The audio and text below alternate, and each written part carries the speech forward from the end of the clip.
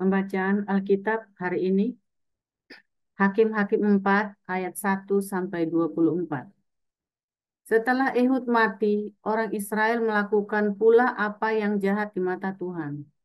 Lalu Tuhan menyerahkan mereka ke dalam tangan Yabin, Raja Kanaan, yang memerintah di Hazor. Panglima tentaranya ialah Sisera yang diam di Haroset Hagoyim. Lalu orang Israel berseru kepada Tuhan, sebab Sisera mempunyai 900 kereta besi, dan 20 tahun lamanya ia menindas orang Israel dengan keras. Pada waktu itu, Deborah seorang nabiah istri Lapidot memerintah sebagai hakim atas orang Israel. Ia biasa duduk di bawah pohon korma Deborah antara Rama dan Betel di pegunungan Efraim, dan orang Israel menghadap dia untuk berhakim kepadanya.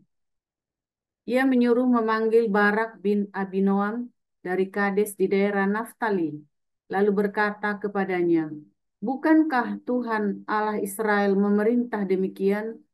Majulah, bergeraklah menuju Tabor." Ulang, "Bergeraklah menuju Gunung Tabor dengan membawa 10.000 orang Bani Naftali dan Bani Zebulon bersama-sama dengan engkau. Dan aku akan menggerakkan Sisera, panglima tentara Yabin, dengan kereta-keretanya dan pasukan-pasukannya menuju engkau ke sungai Kison, dan aku akan menyerahkan dia ke dalam tanganmu." Jawab Barak kepada Deborah, "Jika engkau turut maju, aku pun maju. Tetapi jika engkau tidak turut maju, aku pun tidak maju." Kata Deborah, "Baik, aku turut. Hanya engkau tidak akan mendapat kehormatan dalam perjalanan yang engkau lakukan ini. Sebab Tuhan akan menyerahkan Sisera ke dalam tangan seorang perempuan." Lalu Deborah bangun berdiri dan pergi bersama-sama dengan Barak ke Kades. Barak mengerahkan suku Zebulon dan suku Naftali ke Kades. Mereka 10.000 orang maju mengikuti dia. Juga Deborah maju bersama-sama dengan dia. Adapun Heber, orang Keni itu, ia memisahkan diri dari suku Keni, dari anak-anak Hobab, ipar Musa, dan telah berpindah-pindah memasang kemahnya sampai ke pohon terbantin di Zaanim yang dekat Kades. Setelah dikabarkan kepada Sisera bahwa Barak bin Abinoam telah maju ke Gunung Tabor, dikerahkannya lah segala keretanya, 900 kereta besi, dan seluruh rakyat yang bersama-sama dengan dia, dari Haroset Hagoyim ke sungai Kison. Lalu berkatalah Deborah kepada Barak, "Bersiaplah, sebab inilah harinya Tuhan menyerahkan Sisera ke dalam tanganmu. Bukankah Tuhan telah maju di depan engkau?" Lalu turunlah Barak dari Gunung Tabor, dan 10.000 orang mengikuti dia. Dan Tuhan mengacaukan Sisera, serta segala keretanya dan seluruh tentaranya oleh mata pedang di depan Barak. Sehingga Sisera turun dari keretanya dan melarikan diri dengan berjalan kaki. Lalu Barak mengejar kereta-kereta dan tentara itu sampai ke Haroset Hagoyim, dan seluruh tentara Sisera tewas oleh mata pedang. Tidak ada seorang pun yang tinggal hidup. Tetapi Sisera dengan berjalan kaki melarikan diri ke kemah Yael, istri Heber, orang Keni itu. Sebab ada perhubungan baik antara Yabin Raja Hazor dengan keluarga Heber orang Keni itu. Yael itu pun keluar mendapatkan Sisera dan berkata kepadanya, "Singgahlah tuanku, silahkan masuk. Jangan takut." Lalu singgahlah ia ke dalam kemah perempuan itu, dan perempuan itu menutupi dia dengan selimut. Kemudian berkatalah ia kepada perempuan itu, "Berilah kiranya aku minum air sedikit, aku haus." Lalu perempuan itu membuka kirbat susu, diberinyalah dia minum dan diselimutinya pula. Lalu katanya kepada perempuan itu, "Berdirilah di depan pintu kemah, dan apabila ada orang datang dan bertanya kepadamu, 'Ada orang di sini?' maka jawablah, 'Tidak ada.'" Tetapi Yael istri Heber memanggil patok kemah. Ulang. Tetapi Yael istri Heber mengambil patok kemah. Diambilnya pula palu, mendekatinya diam-diam, Lalu dilantakkannya patok itu masuk ke dalam pelipisnya sampai tembus ke tanah. Sebab ia telah tidur nyenyak karena kelelahnya, maka matilah orang itu. Pada waktu itu muncullah Barak yang mengejar Sisera. Keluarlah Yael mendapatkan dia dan berkata kepadanya, "Mari, aku akan menunjukkan kepadamu orang yang kau cari itu." Lalu masuklah Barak ke dalam, dan tampaklah Sisera mati tergeletak dengan patok dalam pelipisnya. Demikianlah Allah pada hari itu menundukkan Yabin, raja Kanaan di depan orang Israel. Dan kekuasaan orang Israel kian keras menekan Yabin, raja Kanaan, sampai mereka melenyapkan Yabin, raja Kanaan itu. Demikian.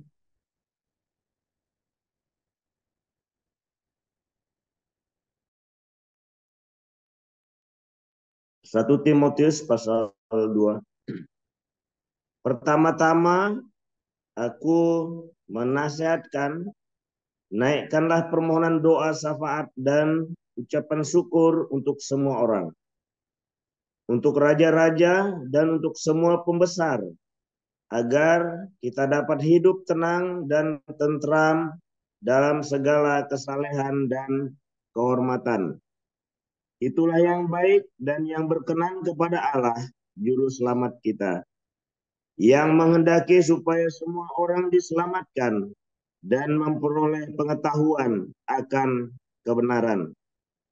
Karena Allah itu esa dan esa pula Dia yang menjadi pengantara antara Allah dan manusia, yaitu manusia Kristus Yesus, yang telah menyerahkan dirinya sebagai tebusan bagi semua manusia.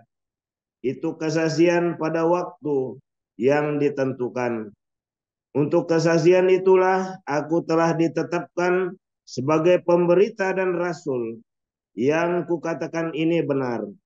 Aku tidak berdusta, dan sebagai pengajar orang-orang bukan Yahudi dalam iman dan kebenaran. Oleh karena itu, aku ingin supaya di mana-mana orang laki-laki berdoa dengan menadahkan tangan yang suci, tanpa marah dan tanpa perselisihan. Demikian juga hendaknya perempuan, hendaklah ia berdandan dengan pantas, dengan sopan dan sederhana. Rambutnya jangan berkepang-kepang, jangan memakai emas atau mutiara, atau pakaian yang mahal-mahal. Tetapi hendaklah ia berdandan dengan perbuatan baik, seperti yang layak bagi perempuan yang beribadah. Seharusnya lah perempuan berdiam diri dan menerima ajaran dengan patuh. Aku tidak mengizinkan perempuan mengajar dan juga tidak mengizinkannya memerintah laki-laki. Hendaklah ia berdiam diri. Karena Adam yang pertama dijadikan, kemudian barulah Hawa. Lagi pula bukan Adam yang tergoda, melainkan perempuan itulah yang tergoda dan jatuh ke dalam dosa. Tetapi perempuan akan diselamatkan karena melahirkan anak, asal ia bertekun dalam iman dan kasih dan pengudusan dengan segala kesederhanaan. Sekian, Pak. Terima kasih untuk para aktor, Ibu Rose Lauban dan Pak Kasir-Dino. Selanjutnya kita akan dengar dengan firman Tuhan. Silakan, Pastor Paul.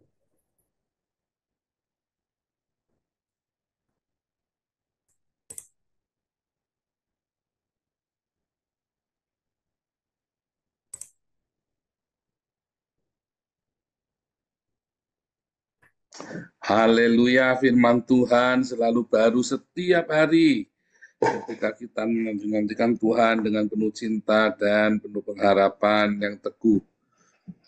Lampunya tolong nyalainnya. Saling remang-remang. Saudara, orang-orang ya, waktu saya belajar di AIFA ini, saudara ya, Saya belajar tentang Yudaisme, tentang tradisi orang Yahudi. Ternyata wanita itu mendapatkan porsi yang istimewa, saudara ya. Kalau Anda seorang Yahudi menikah dengan orang non-Yahudi, ibunya bukan orang Yahudi, maksudnya Anda tidak dianggap Yahudi. Jadi bukan dari ayah ya, tapi terutama ibunya. Yang menentukan kamu itu orang Yahudi atau bukan itu ibunya, saudara ya. Nah, dan kalau diamati, saudara ya, Anda mengamati, dulu pernah saya sampaikan juga, seorang di dalam tradisi Israel mereka percaya, ya, kalau yang ibunya baik, anaknya pasti baik. Kalau ibunya tidak baik, anaknya pasti nggak baik. Anda lihat semua tradisi raja-raja Israel itu kan sebuah wayang. Kalau di Jawa kan wayang kan. Wayang itu apa wayang? Bayangan itu loh, bayang. Ya lihat ya, di raja-raja Israel kan cerita tentang apa, saudara? Kalau lihat ya, kalau ibunya baik, anak-anaknya baik, saudara. Raja itu pasti baik. Kalau ibunya nggak baik, ya anak-anak itu ya amburadul, saudara. Nggak karu-karuan. Aneh ya, bisa begitu ya, saudara ya. Nah, ternyata, saudara, ada namanya mother and daughter. Saya pernah ngajar di HBC kalau nggak salah ya. Mother and daughter ya. Saya nggak tahu nih di Koinonia atau di Murpaki kayaknya saya belum ngajar ya. Mother and daughter adalah sebuah filosofi Yahudi, saudara. Yang berasal dari ceritanya ibunya Musa, ya, ibunya Musa, Yokebed, ya, Yokebed itu sama kakaknya Musa, Miriam.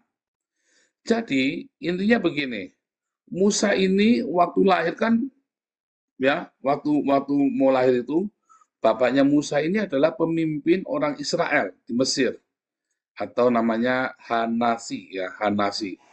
Jadi bapaknya Musa ini takut, saudara ya, sama perintah Mesir bahwa anak-anak yang lahir, ya kalau laki-laki maka dia harus dibunuh. Nah, bapaknya ini mau bunuh Musa. Lalu si Miriam waktu itu konon ya, waktu itu Miriam itu masih kecil, antara 3 sampai 6 tahun umurnya. Mungkin masih kecil gitu ya. Lalu Miriam itu ngamuk ya sama bapaknya. Tapi di dalam tahun yang lain katanya umurnya 13 ya, 12 atau 13, tapi ada yang bilang katanya masih umur 6 tahun gitu ya. Marah sama bapaknya. Kamu ini pengecut, intinya begitu ya, ngomong ya dalam cerita Talmud itu ya, saudara ya. Terus akhirnya saudara, ibunya Musa berani nekat selama 3 bulan ditahan, ya nggak dibunuh tapi nggak ditahan, dan akhirnya 3 bulan tangisnya makin keras, baru dihanyutkan. Kakaknya Musa ngikutin dari belakang, saudara ya, ngikutin dari belakang. Sengaja itu idenya kakaknya Musa, Miriam. Sengaja itu dihanyutkan sampai ke tempatnya Putri Firaun, saudara. Nah, jadi itu memang disengaja, ya, disengaja Musa itu dihanyutkan biar ketemu Putri Firaun, karena mereka kenal Putri Firaun itu tidak punya anak. Ya, Putri Firaun itu menikah tapi tidak punya anak, ya, saudara ya. Jadi sama Putri Firaun itu melihat, oh ada bayi Ibrani diambil, dipelihara.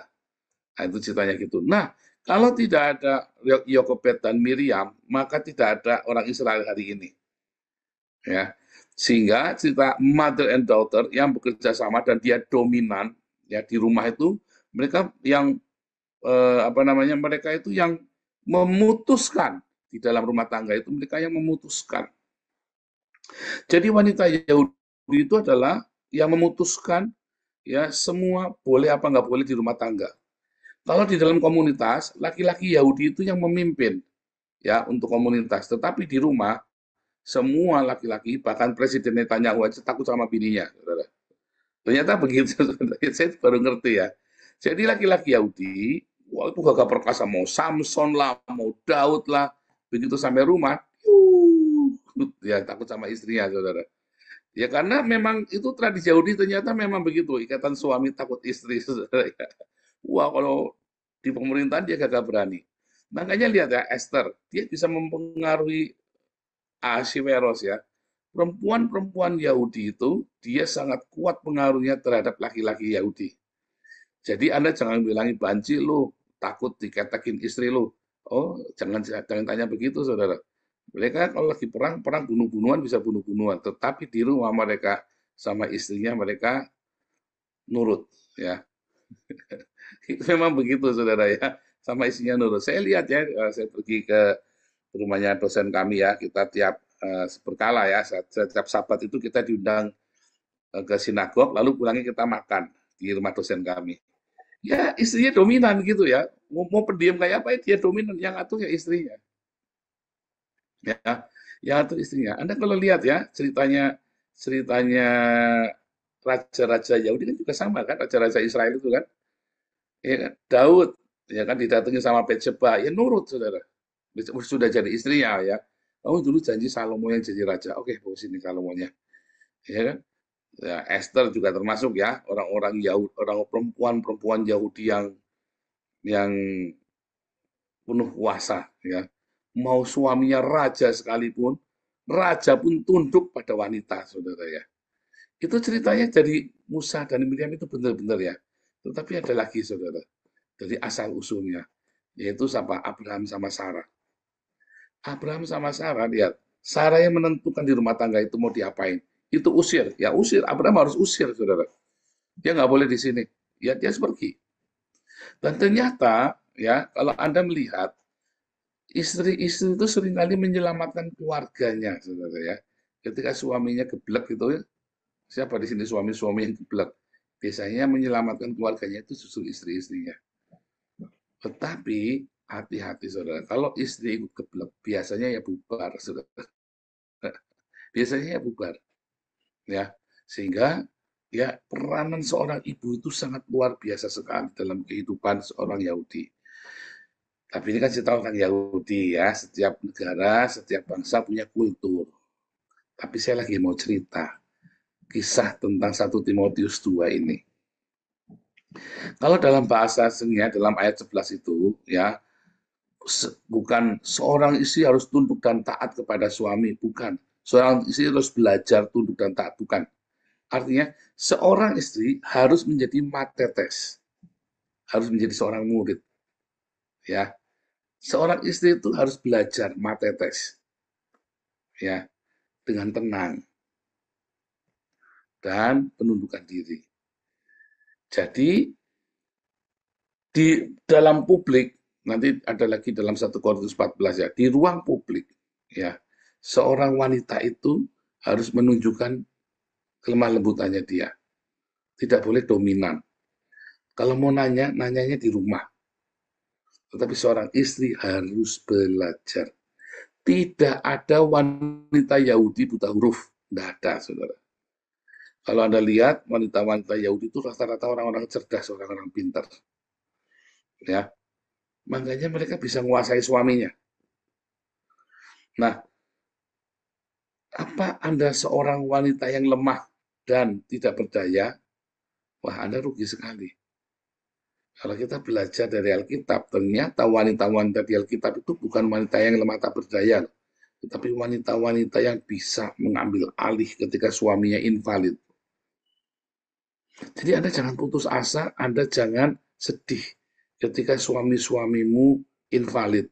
Baik itu karena sakit, baik itu karena kolaps bangkrut, baik itu karena masalah psikologis, atau banyak hal ya. Atau suamimu meninggalkanmu. Jangan takut, saudara.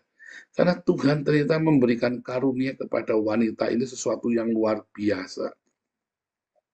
Dalam 1 Timotius 2 tadi kan juga dikatakan, bukankah Hawa yang terperdaya? Salah, saudara. Sebenarnya bahasanya bukan terperdaya, tapi mau dibujuk. Ya, mau dibujuk. Saudara, kalau Hawa tidak makan buah pengetahuan baik dan jahat, ya, apakah manusia bisa punya anak, saudara? Enggak akan bisa. Seorang wanita yang bijak, dia akan berani mengambil resiko untuk keluarganya dengan cermat sekali.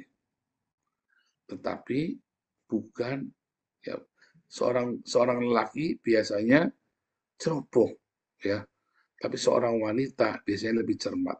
Ada nggak yang ceroboh? Banyak. Biasanya kalau dia udah mabuk judi, serakah dengan uang, ya hati-hati saudara. Makanya tadi dikasih tahu bagaimana kamu bisa menjadi bijak seorang wanita itu. Kamu jangan berhias, orientasimu jangan berhias perhiasan-perhiasan jasmani. Tapi mulailah kamu lengkapi hatimu dengan keindahan yang dari sorga. Aksesoris-aksesoris sorga. kebaikan, cinta kasih. Seorang wanita yang terbiasa dengan kebaikan, cinta kasih, kekudusan, kesederhanaan, tiba-tiba akan membentuk cara berpikirnya dia, saudara. Sehingga orang-orang ini, wanita-wanita ini biasanya akan menjadi wanita-wanita super, ya, yang bisa membimbing suaminya supaya jangan terjerumus ke dalam hal-hal yang nggak baik. Jadi, kalau seorang laki-laki, ya, dia memperlakukan istrinya dengan baik, maka istrinya itu akan menjadi guidance bagi dia, saudara. Kalau seorang lelaki tidak bisa mendidik suami istrinya dengan benar, maka istrinya akan jadi mak lampir, bebek gombel, kuntilanak, ya. Ya sebut aja, tergantung Anda mau kawin berapa kali, diurut aja. Gendru, ya bebek gombel, kuntilanak, mak lampir, leak. Tinggal sebutin satu-satu, saudara ya. Ya, nyiblorong, segala macam. Anda tinggal sebutin satu-satu itu. Kalau seorang laki-laki memperlakukan istrinya dengan baik, maka istrinya itu, ya, artinya dia investasi kepada istrinya. Tadi ya, seorang istri harus belajar, harus menjadi matetes, harus belajar. Amsal 31 lebih ini lagi ya, wanita yang bijak, wah, seperti permata, wah hebat lagi itu. Tapi bagaimana bisa punya wanita yang bijak? Karena Anda harus mengajarinya. Andalah yang menjadi guide, yang menjadi terang bagi istri ini. Lalu istri ini kemudian akan mengolah terang itu, mengolah cinta itu, saudara. Karena seorang wanita itu pandai mengubah, ya, kalau bahasa Inggrisnya itu ya bagus banget ya, house-nya itu jadi home. Mengubah sebuah bangunan yang namanya rumah itu supaya menjadi sebuah tempat tinggal, ya, tempat ada cinta, ada kasih di sana, ya. Dirubah itu house-nya jadi home. Nah, kalau Anda tahu bagaimana Anda bisa memberikan cintamu kepada istrimu, saudara, maka istrimu akan menjadi guidance bagi rumah tanggamu. Ya, tapi kalau kamu ngawur sama istrimu, kamu meremehkan, kamu melecehkan, kamu membuli istrimu, ya maka istrimu jadi naik lampir, jadi nyiblorong, jadi kuntilanak. Ya, saudara ya. Oh, ini benar-benar ya, saudara ya. Ini adalah pelajaran yang sangat penting dalam pernikahan, dalam keluarga. Laki-laki, ayo belajar. Belajar untuk jangan masa bodoh. Dengan seakan-akan kamu yang jadi center. Bukan, saudara. Istrimu yang jadi center. Nanti kamu akan, rumah tanggamu itu akan indah. Anak-anakmu juga akan luar biasa.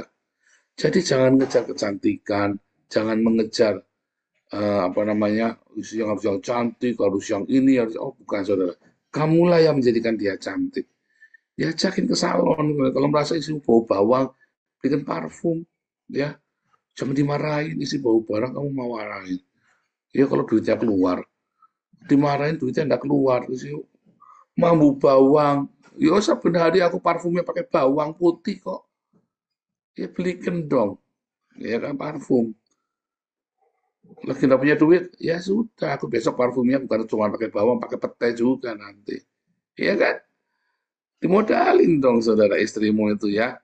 Dimodalin supaya bisa pergi ke salon.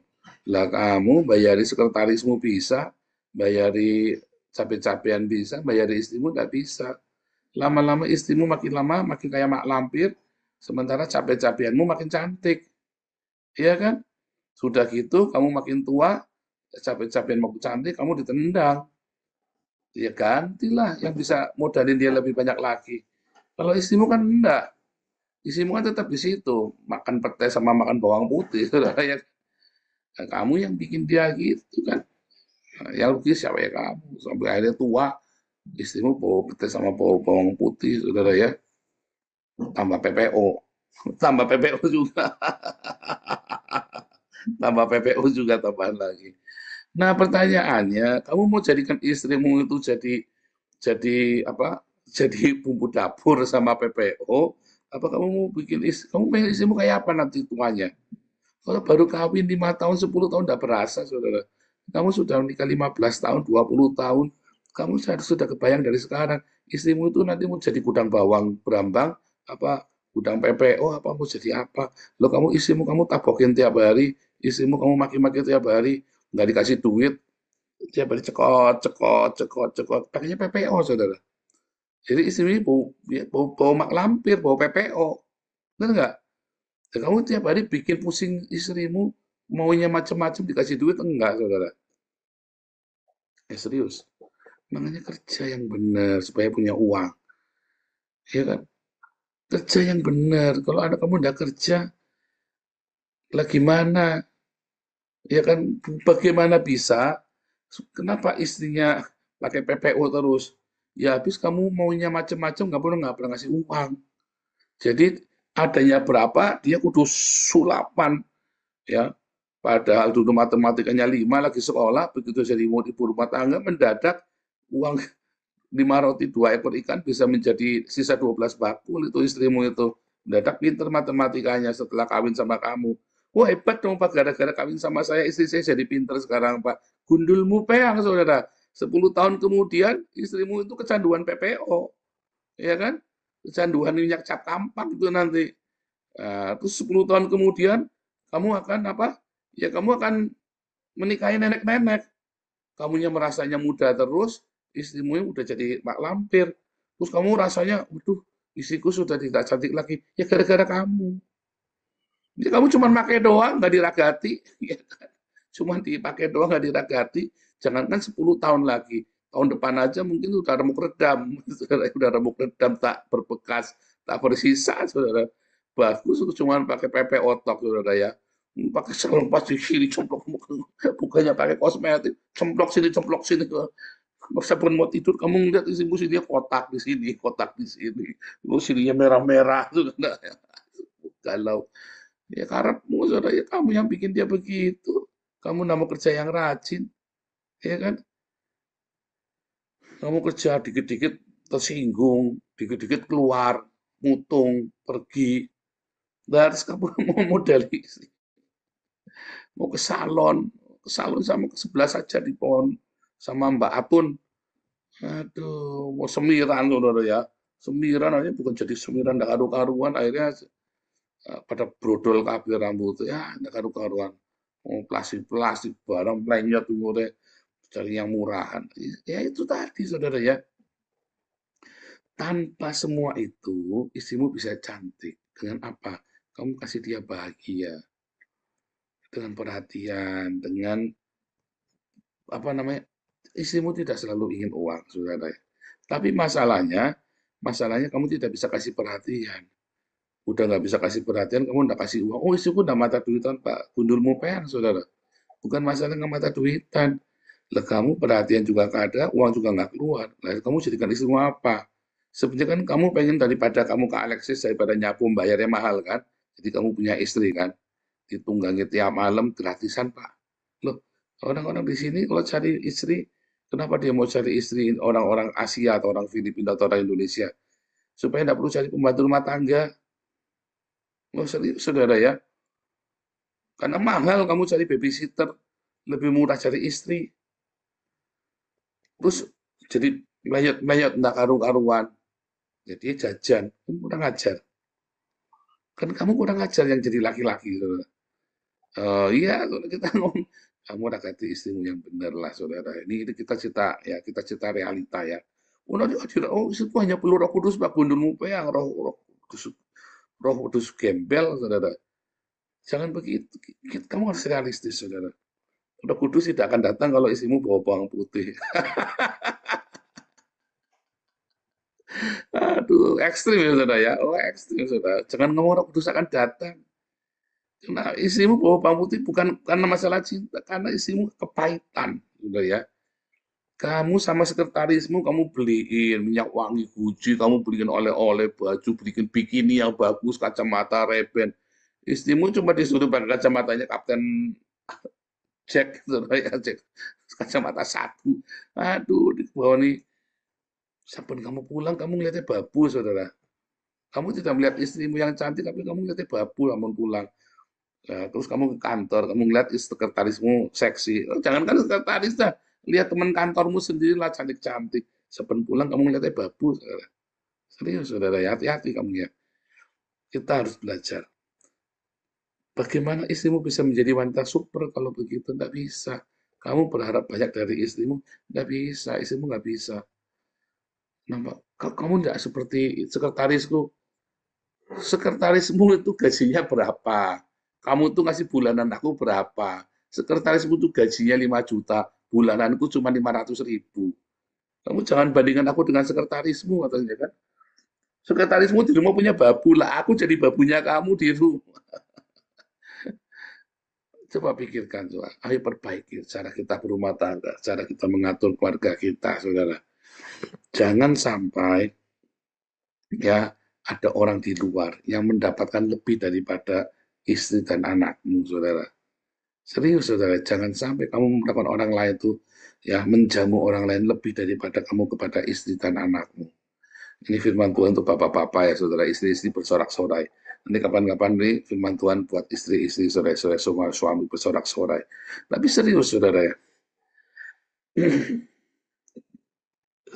Kamu harus investasi sama istrimu. Kalau kamu ingin istrimu itu menjadi wanita yang seperti kamu pengen istrimu seperti apa? Kamu harus investasi. Kamu pengen istrimu lemah lembut, ya kamu jangan pernah kerasin dia, saudara. Kalau kamu tiap hari bilangi gundul peang kepada istrimu, nanti suatu ketika istrimu akan ngomong ke kamu beneran gundulmu peang, saudara. Ya, dan lebih dahsyat, saudara. Lebih dahsyat. Kalau kamu tiap hari, kamu investasi apa sama istrimu? Kamu pengen istrimu seperti apa? Pinter? Ya kamu harus belajar istrimu ya. Biarkan dia kursus, biarkan dia les, biarkan si dia. Ya kan, kamu pengen istrimu pinter kan? Tapi kalau kamu pinter susah Pak, enggak susah. Karena kamu memang pengen dasarnya nakal. Istrimu pinter tuh seneng, saudara ya. Punya istri pinter itu senang. Tapi nanti saya nggak bisa, iya karena kamu pengen nakal. Kalau istrimu pinter nggak bisa diakali, kamu kan pengennya nakal kan. Tuh, akhirnya kamu pengennya ya udah kamu cari babu saja, jangan cari istri, cari yang goblok ya kan, babu dari apa namanya dari kampung sana, saudara, yang sekolahnya bacanya ABC saja, membaca saja aku tak bisa, ya kan? Nah, kamu mau carinya begitu kok. Kamu dasarnya jadi laki-laki pertama menikah, kamu sudah jahat pikirannya kok. Iya sih jangan kepinteran Pak, nanti begini, nanti begitu. Saya mah senang punya istri pintar, saudara ya. Senang saya. Ya kan? Kalau bisa istri saya gajinya lebih gede dari saya, malah saya lebih senang sekali, saudara ya. Kalau bisa istri saya gajinya 10 kalinya saya penghasilannya, saya senang, saudara ya. Tapi banyak orang kan nggak senang kan. Kenapa? Karena dasar hati kita jahat. Tapi Indonesia kurang ajar, Pak. Enggak. Bagaimana kamu bisa melayani dia? Bagaimana kamu bisa mengasihi dia? Semua itu hanya respon. Kamu pengen istrimu seperti apa lagi, saudara? Saya pengen Pak istri saya itu eh, jangan suka ngatur-ngatur saya, Pak. Nah, itu repot, saudara. Sudah repot. Karena memang istri ditakdirkan untuk menjadi wanita super yang dominan di rumah. Ya kan? Yang bisa mengambil alih. Sebab suami istri kalau cuman kamu tok yang ngomong, istrimu nggak ikut ngomong, ya laki-laki ngegas terus ya nabrak kamu dan keluarga. Suami istri kan seperti gas dengan rem. Kamu nggak bisa injek dua-duanya, saudara, harus gantian. Ya kan? Kamu nggak bisa ngegas terus, kami nggak bisa ngerem terus. Ya kan? Kalau kamu ngerem terus nggak jalan-jalan, kamu ngegas terus ya kamu nabrak. Kamu pinjak gas sama rem ya rusak mobilnya.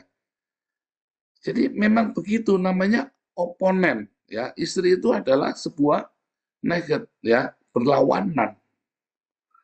Istri itu berlawanan dengan kita, oposisi. Makanya kamu pengen istrimu seperti apa, kamu harus investasi itu, saudara. Maka itu kelas apostolik ya. Nanti kita ini ada kelas apostolik yang baru, nanti saya akan kembangkan ya, supaya jangan bosan materinya, dan saya kembangkan lagi, supaya juga bertumbuh ya. Kamu pengen istrimu seperti apa, kamu investasi itu, saudara. Kamu pengen istrimu lemah lembut, ya kamu jangan kasarin dia. Jangan ditapok, apalagi tapokin terus, ya istrimu jadi karu-karuan. Kamu pengen istrimu pandai, ya kamu harus suruh dia belajar. Kamu pengen istrimu supaya istrimu itu pandai bergaul, penuh dengan kehangatan. Ya kamu sendiri harus memberikan kehangatan pada dia. Pokoknya dia hanya respon cermin dari kamu. Kalau kamunya pelit, ya istrimu nanti ya jadi bau pete, bau bawang putih. Kalau kamunya sama istrimu, kamu rada royal, ya istrimu bisa cantik. Begitu. Jangan sampai sekretarismu lebih cantik daripada istrimu, saudara. Ya, saudara. Cantik itu mulai dari hati ya, bukan dari permak muka. Kamu mau dipermakmukannya apa? Operasi plastik, waktu gede ini, waduh, maju, aduh, saudara. Cantik itu mulai dari hati. Kamu harus rawat hatinya dia. Dirawat hatinya, saudara ya, suami-suami, ayo kita mulai belajar. Rawat hati istrimu, dimulai dari itu dulu. Kalau uang kan, kalau ke salon, operasi plastik kan mahal, saudara. Dimulai dari hatinya dulu. Nanti itu terpancar keluar di mukanya dia.